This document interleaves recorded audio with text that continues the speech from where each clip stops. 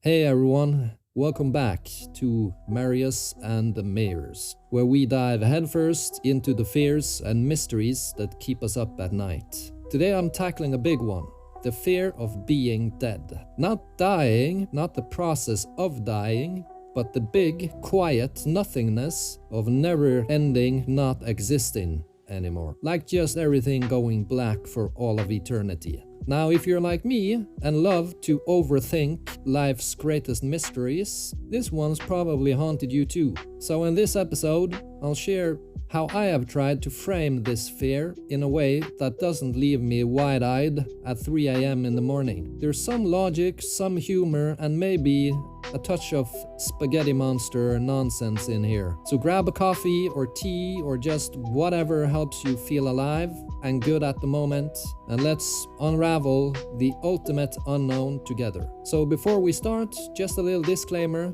If you're really struggling, try speaking to a trained professional, and keep in mind that I don't have any idea what I'm talking about. I'm just speaking to vent, and I believe in people just talking about shit together. So that's what this podcast is all about, with a little bit of humor and being serious and not serious at the same time. That being said, buckle up, buckaroo, and let's get into this shit. Welcome to Marius and the Mayors, the show where we explore our fears.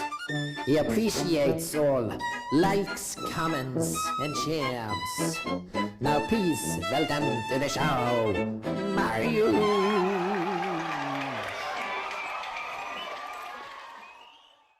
In today's episode, I want to talk to you about my immense fear of being dead. That is not dying, but like being dead. I'm a person who likes figuring stuff out, so all throughout my adult life while struggling with anxiety, I've thought about how could I frame this in a way that doesn't terrify me? Because there's really no point in being afraid of something you cannot control and cannot change, right? Like I'm gonna die no matter what I think at some point in time. Thankfully, I'm a healthy man as it stands right now, but me, like everyone else, I'm gonna die at some point. So how can I frame my mindset in such a way that this doesn't terrify me so much? Because I want to be nice to myself, essentially, right? I don't want to be mean towards myself and terrify myself with these thoughts and feelings. So what I've arrived at through using just sheer logic is of course, I mean, these are no-brainers, but death doesn't matter to the dead. Now, if you think about this, right, while we're thinking about death as living beings, there's this horrifying idea of never ever existing. But that's kind of bogus, because if that is what death is, if it's simply the end of life, then time ends also from that perspective. So the notion of saying forever doesn't make sense, because there is no time, there is no space, there is just nothing, right? That being said, being afraid of actually being dead is the same as being afraid of the spaghetti monster coming flying from the Andromeda galaxy and castrating you with a tire iron. It's never gonna happen, in the same way that you're never gonna experience being dead. So being afraid of that experience is just the same as being afraid of every other experience you're never gonna have, essentially. Now you can just start making shit up. The moon turning into cheese and colliding with the earth and turning it into a big, pizza. Never gonna happen. You're never going to experience that any more than you're ever going to experience actually being dead. So the only one who really needs to fear your death is the people that are gonna experience it. Like your kids or maybe someone else you love. Because they're actually gonna experience it, but you're not, right? So you being afraid of that, it's the same as watching a horror film and being afraid of the character in the horror movie coming out of the TV screen and killing you. It's not gonna happen any more than you're gonna experience being dead. And personally, when I frame it that way, it takes all the power away from that anxiety. It's just like, yeah, it does not actually make any sense being afraid of this thing. And I guess one of the thoughts that scare me about death is this notion of eternity. But that, as I said, that's kind of bogus when you think about it. It's because there is no time from the perspective of someone who's not alive. So speaking of that being eternal is kind of like, yeah, to the rest of the world, sure, but not to that person because that person is dead. You know what I mean? I think eternity is consciousness because that is existing, right? So me being here and now, that is eternal in the sense that I exist in time and space right now, which stretches eternally outwards into the gigantic big universe as well as inwards to the immensely small, microscopic, infinitely little. And I'm built up with small electrons and protons and atoms that are gonna still exist while I'm dead. They're just gonna take another shape and another form. Because nothing just stops in the universe, right?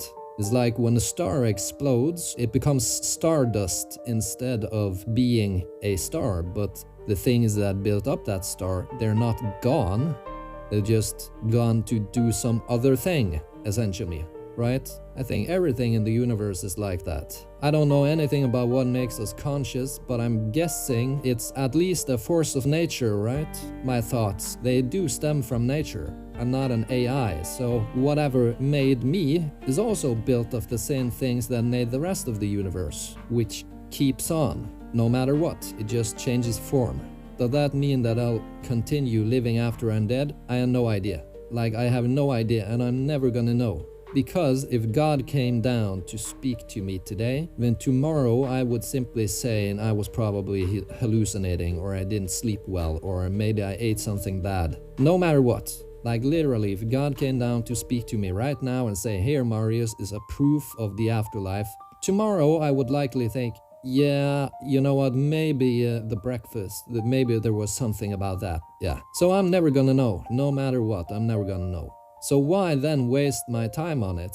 I guess it's like curiosity killed the cat, as they say. The problem with us human beings having such big brains and big intellects is that it's hard to let it go of the stuff we don't understand. Like my dog, she's just peacefully intent, walking around wanting me to stroke her on the back. That's the only meaning of life from her perspective, as far as she gives me the impression of, at least. And she's happy right now when I'm just cuddling with her. I don't think she has a single thought about her going to die someday. That's just what I think, though. I have no way of actually knowing, but you get where I'm going with this. Humans have always done this to themselves, pondering the big questions that they're never going to be able to answer, no matter what. And some humans have what they think are better tools than others to answer these questions, but maybe those answers lie in things we haven't even thought about, like we haven't even begun thinking about those questions in the correct way.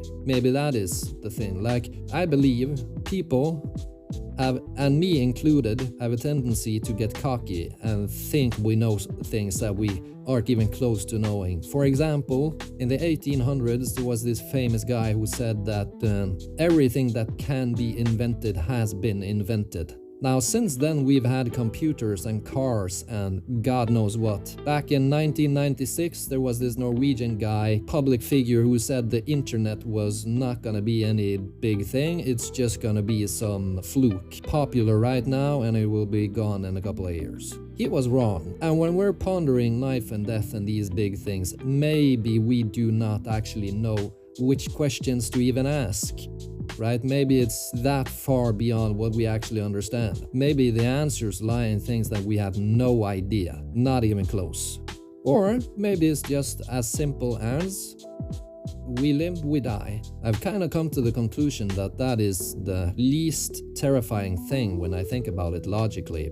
Because then, sure, there will be forever of nothing, but there's no bad experiences in a forever of nothing, right?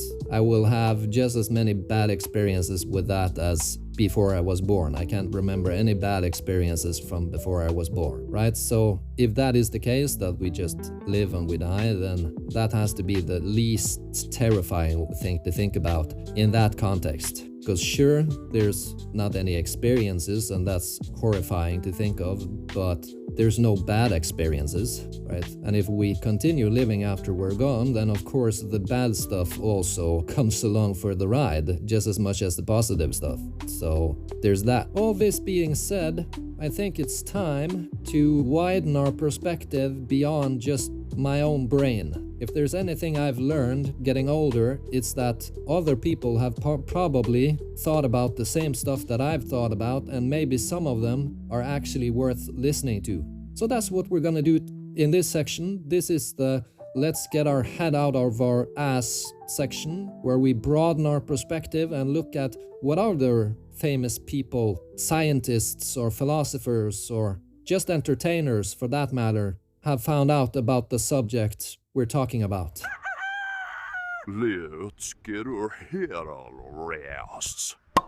So regarding the perplexing thought of being dead and not existing forever, there are some famous philosophical takes on this. One that stands out to me is Mark Twain, who said, "I do not fear death. I had been dead for billions of years before I was born and had not suffered the slightest inconvenience from it." So this one is the most logical one, and that is like, we have already been dead forever, all of us. Like I didn't exist alongside the dinosaurs, and that doesn't scare me the least bit. And it doesn't really scare me neither if I'm thinking like far ahead in the future and thinking that I don't exist. If I'm thinking like 1,000 years from now, that doesn't really scare me. It's just like any other thought, like a million bajillion years from now. It doesn't matter. It's only when I think of like 50 years from now, maybe I don't exist anymore, right? That scares me.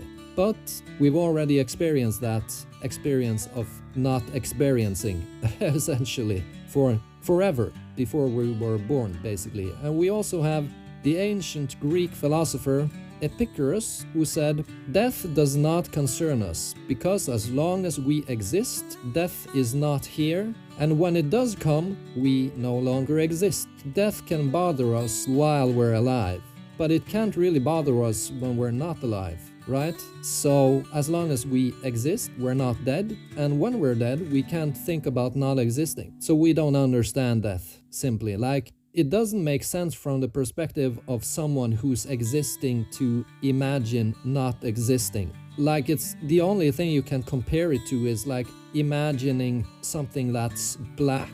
But I mean, that is not it, because that's something that actually exists, you know? Like empty space. Empty space is not non-existent, it's a vacuum, and it's there. It exists in the universe, so to say, right?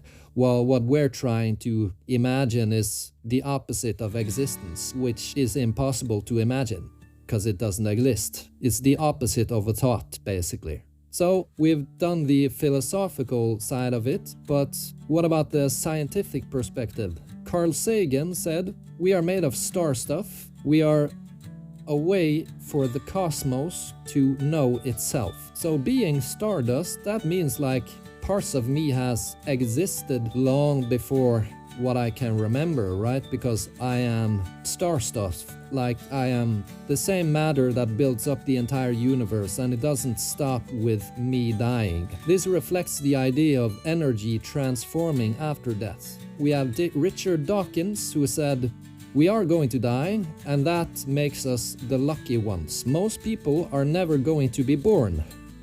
The potential people who could have been here in my place outnumber the sand grains of Arabia." So that is also another thing, like being thankful for just existing at all. Like being a mortal makes us lucky, but we're not sad for everyone who's never existed. They just don't exist, you know? But for some odd reason, we get so terrified, or that is at least me, get so terrified by the idea of being here and then not being here. But I mean, yeah, some comforting wisdom. Khalil Gibran said, For life and death are one, even as the river and the sea are one. You can't take one without the other. It's like yin and yang. You can't have light without darkness. You can't have life without death. Alan Watts said, "We do not come into this world, we come out of it, as leaves from a tree, as the ocean waves, the universe peoples." So, some food for thought. I don't know what you guys think about this subject. That's all for now. If you're enjoying the podcast and want to hear more without interruptions, my Patreon link is in the description. Your support makes all the difference. Thank you. From the depths of my imagination trots the mayor, a grumpy, sarcastic voice of doom who always knows how to push my buttons. Let's give it the mic. Let's take a second to hear what the mayor has to share. Hey Marius, I keep you up at night. Fill your mind with endless thoughts of fright. Watch you lying there with eyes wide open while I make sure your feast gets broken. I remind you of death's bigger than eternity. Force you to face this cold absurdity. See who watching your daughter sleep so sweet while I make your anxious heart skip every beat. Watch you cry. I don't wanna die, don't wanna die. Keep you up at night so terrified. Whisper you can't stay in this place right here. Make you shake with existential fear. I tell you, there's no feeling when you don't exist. Just endless nothing that you're gonna miss. Make you picture bugs beating up your brain while your family moves on through joy and pain. I'll keep you assessing every breath you take till your mind's permanently, hopelessly awake. Show you visions of your final ground till that heart just stops without a sound. Shut up. I'll stop. Just don't hurt me again.